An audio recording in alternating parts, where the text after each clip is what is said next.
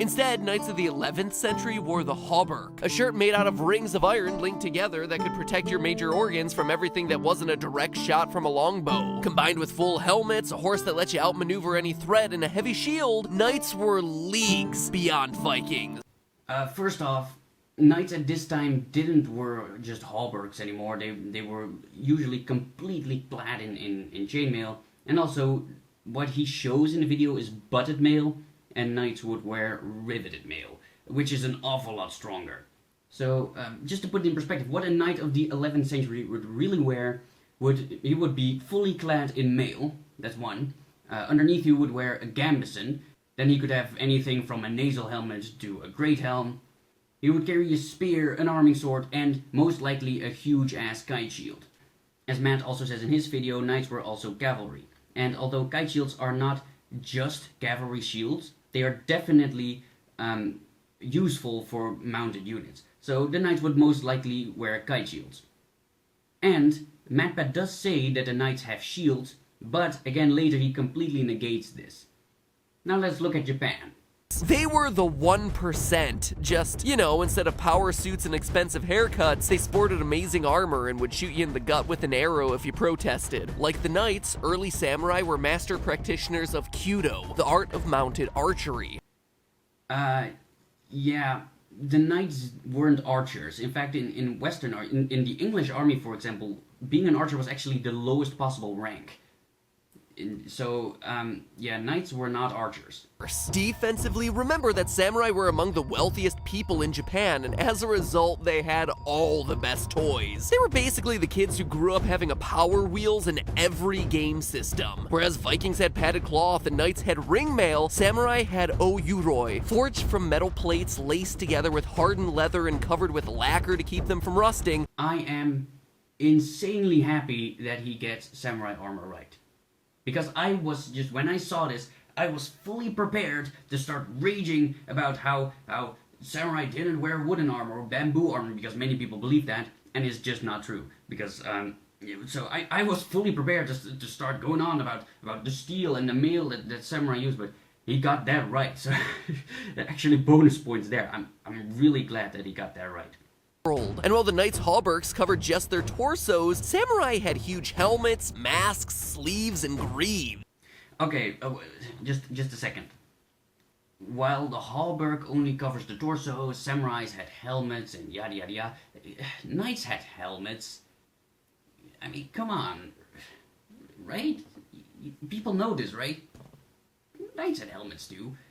This stuff was rugged, strong, and best of all, light. It hardly impacted their ability to move freely.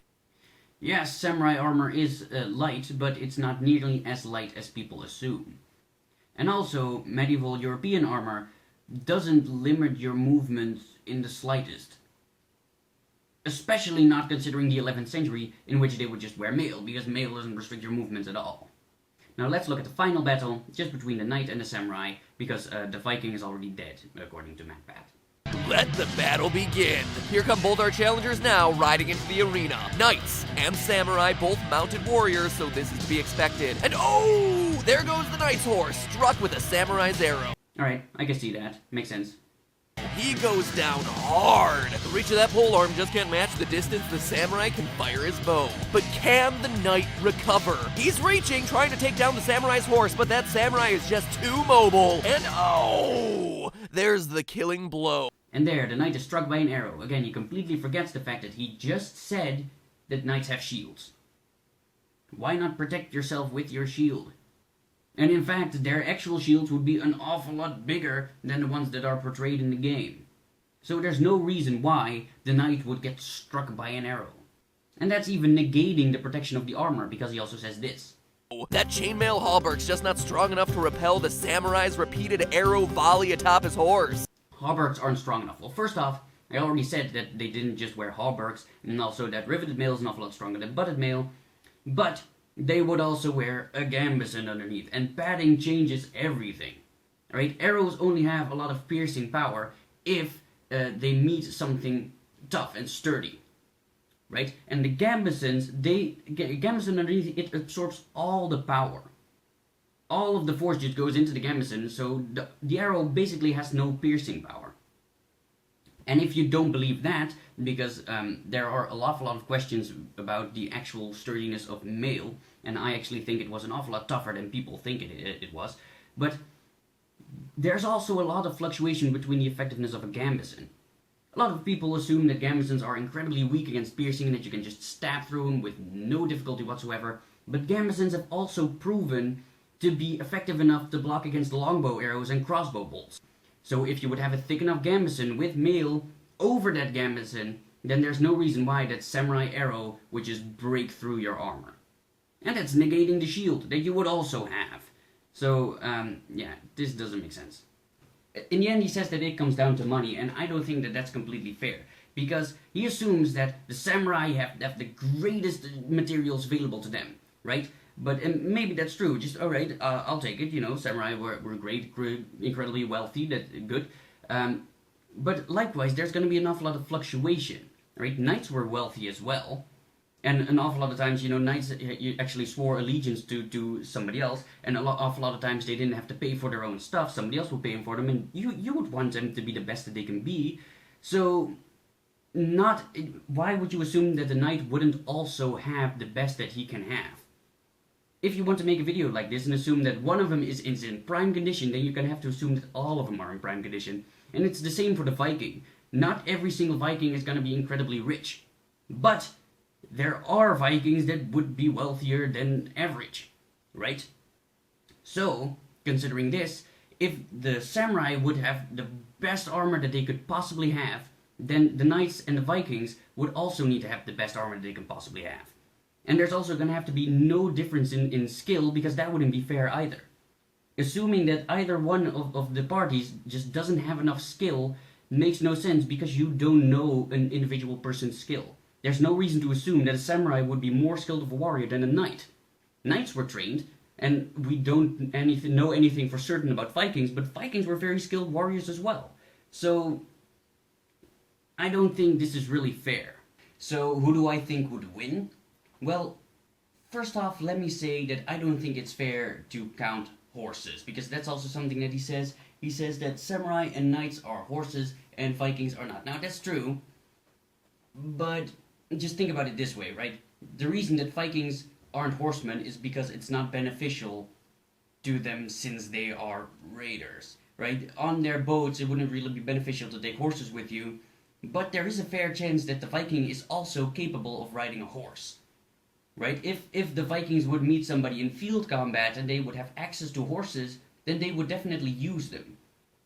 They don't use them because it's not beneficial to them, but if it would be beneficial, then they would use them. So, if they were to meet like knights and samurai on the field, they would definitely bring horses with them. They would learn how to ride a horse.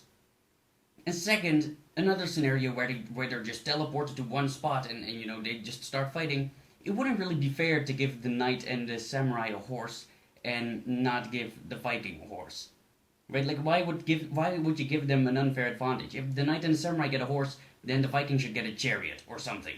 Right? It's not fair. Like, either they're all on foot or none of them are on foot. And I like the all are on foot scenario. So I'm gonna go for that.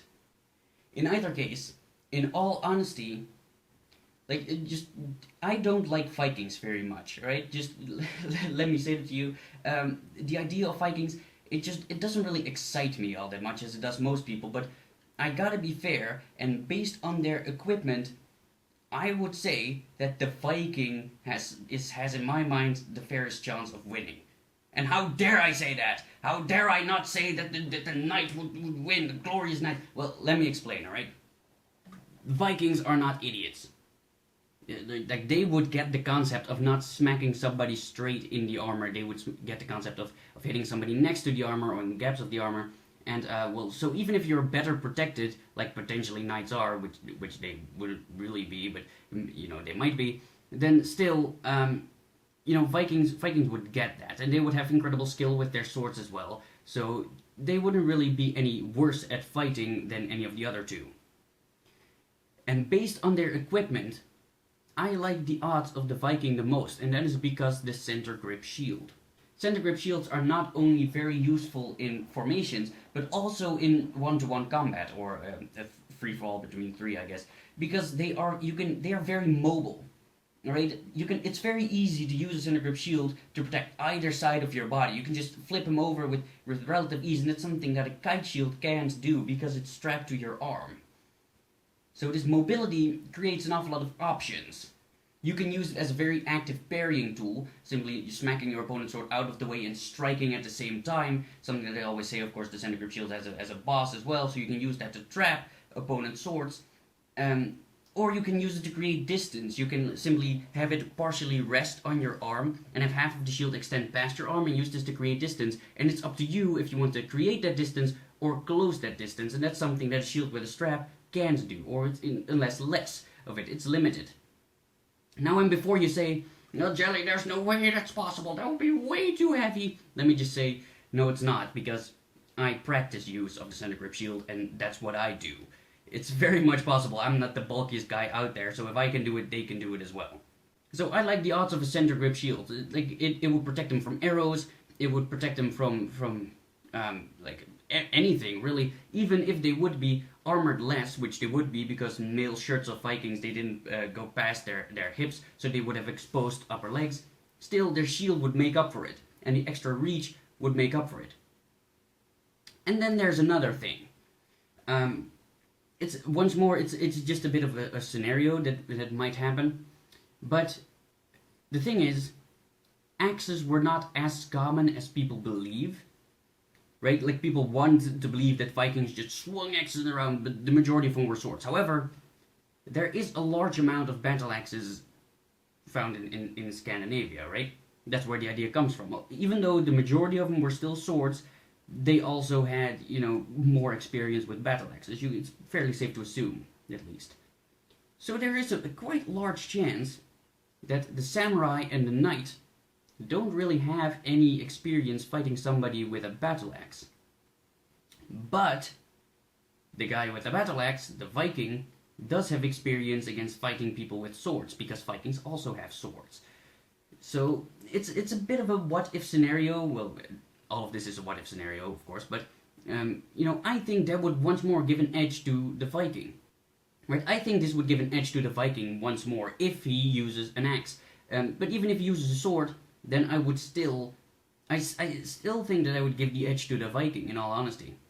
Because there is nothing that both of these warriors could do. Like, they would all just carry spears, right? The knight, the samurai, and the Viking would carry spears. They would all have swords as backup, but none of them are really used to handling a center grip shield. It makes all the sense in the world for the knight to carry a kite shield, considering he's also cavalry. But if you are just infantry, a kite shield may not be the best choice for you. It could be, it's opinion, of course, but center grip round shields are simply a lot more mobile. They give a lot more options, and those things really help you in one-on-one combat. So I think that the Viking would fare an awful lot better than people believe that he would. I don't want to assume that Vikings are bumbling idiots. I think that they would be very skilled with the weapons that they have, and in all honesty, I think that the center grip shield in this case would give him the edge over the others. So, those are my thoughts. I would put my money on the Vikings. But, that is just a theory. A history theory. Thanks for watching.